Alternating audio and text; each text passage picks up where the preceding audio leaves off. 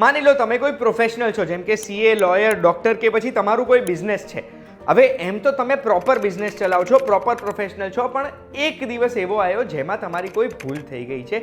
એ ભૂલના લીધે તમારું અને તમારા ક્લાયન્ટનું કે તમારા કસ્ટમરનું કોઈક નુકસાન થયું છે, માનસિક, શારીરિક કે આર્થિક. હવે એવા કોઈ નુકસાનને લઈને એ ક્લાયન્ટ જો તમારી ઉપર કેસ કરે છે તો આજે તમારો સરસ ચાલતો ધંધો અટકી જશે, કારણ કે કેસ થાય અને એ કેસમાં કોર્ટમાં લડવું જવું પડે તો એનો ખર્ચો થાય, અને માની લો કેસ હારી ગયા તો એક પૈસા ભરવા પડે, આપણે સામેવાળાના નુકસાનની ચૂકવણી કરવી પડે. તો એવું કરવાનું આવે તો આ બિઝનેસ માટે અનએક્સપેક્ટેડ ખર્ચ હોય, અને આ ખર્ચ બિઝનેસને તોડી શકે છે, ભાંગી શકે છે.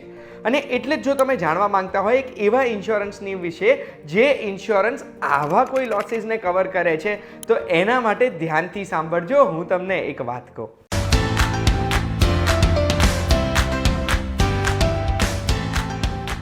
એક વાત કહું, આપનું સ્વાગત છે. મારું નામ છે ગુંજ ઠક્કર, અને જે ઇન્સ્યોરન્સ વિશે આજે વાત કરવાના છે, જેની માહિતી હું તમને આપવાનો છું, એને કહેવાય છે પ્રોફેશનલ ઇન્ડેમનિટી ઇન્સ્યોરન્સ. ઇન્ડેમનિટી એટલે એમને લોસ માટે કવર કરી દીધા છે. બેસિકલી એ લોસ અગર જો થાય છે તો એમને ભરવાની જરૂરત નથી. આ અંગ્રેજીમાં એનો મતલબ છે. હવે આ પ્રોફેશનલ ઇન્ડેમનિટી ઇન્સ્યોરન્સ કોને કવર કરે? તો બિઝનેસ ઓનર્સ અને પ્રોફેશનલ્સ, એટલે ડૉક્ટર, લોયર, સીએ જેવા કોઈ પણ પ્રોફેશનમાં છે, જે પ્રોફેશનમાં એમને પોતાની સર્વિસીસ આપવાની છે સામેવાળા વ્યક્તિને, એમના કસ્ટમર્સને, એ થઈ ગયા. અને આ શું કવર કરે છે? તો જો એમનાથી કોઈ ભૂલો થઈ છે તે, કાં તો કોઈ લોસ થયો છે, એ બધું કવર થઈ જાય. ઉદાહરણ આપું કે માની લો કોઈ સીએ છે, એમણે કંપનીનું ઓડિટ કર્યું, એમાં એક વસ્તુ ધ્યાન બહાર નીકળી ગઈ, ઓમિટ થઈ ગઈ, ઓમિશન થઈ ગયું.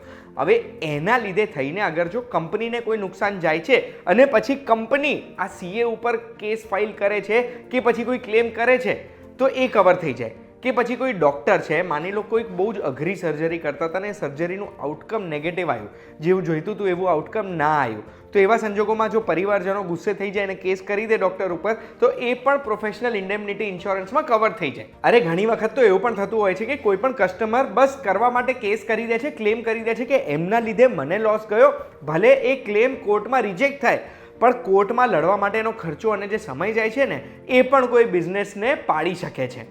અને એટલે જ આ પ્રોફેશનલ ઇન્ડેમનિટી ઇન્સ્યોરન્સમાં ઘણી બધી વસ્તુઓ કવર થાય છે. સૌથી પહેલાં તો જો કોઈ પણ બિઝનેસ ઓનરની, પ્રોફેશનલની ભૂલ થાય છે ને, તો એ ભૂલના લીધે જે નુકસાન થયું ને, એ કવર થઈ જાય.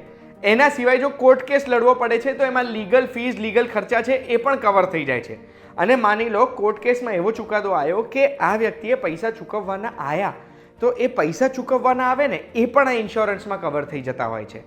પછી ઘણી પોલિસીઓમાં કસ્ટમ વસ્તુઓ પણ હોય કે માની લો આવો કોઈ કેસ થાય છે અને રેપ્યુટેશન ડેમેજ થાય, એના લીધે જે નવો ધંધો આવતો ઓછો થઈ જાય, એ બી કવર થઈ શકે છે. પ્રોફેશનલ ઇન્ડેમનિટી ઇન્સ્યોરન્સ આપણા દેશમાં કમ્પલસરી નથી, પણ કોઈ પણ બિઝનેસ જો શરૂ કરે અને એમના ક્લાયન્ટેલ વધી જાય છે અને એમને અગર લાગે છે કે આવી એક પ્રોટેક્શનની જરૂરત છે, તો ધીમે ધીમે કરીને નાનેથી મોટી પોલિસી લઈ શકે છે, જેનાથી ફ્યુચર એમનું સિક્યોર થાય ને કોઈ આવો અનએક્સપેક્ટેડ એક્સપેન્સ ના આવે. શું પ્રોફેશનલ ઇન્ડેમનિટી ઇન્સ્યોરન્સ વિશેની માહિતી તમને ખબર હતી? અગર જવાબ હા છે તો પણ મને કહેજો, ના છે તો પણ મને કમેન્ટમાં કહેજો. અને આવી જ માહિતી જો જોવી ગમે છે તો એના માટે એક વાત કહું, જોતા રહેજો. આપણે ફરી મળીશું.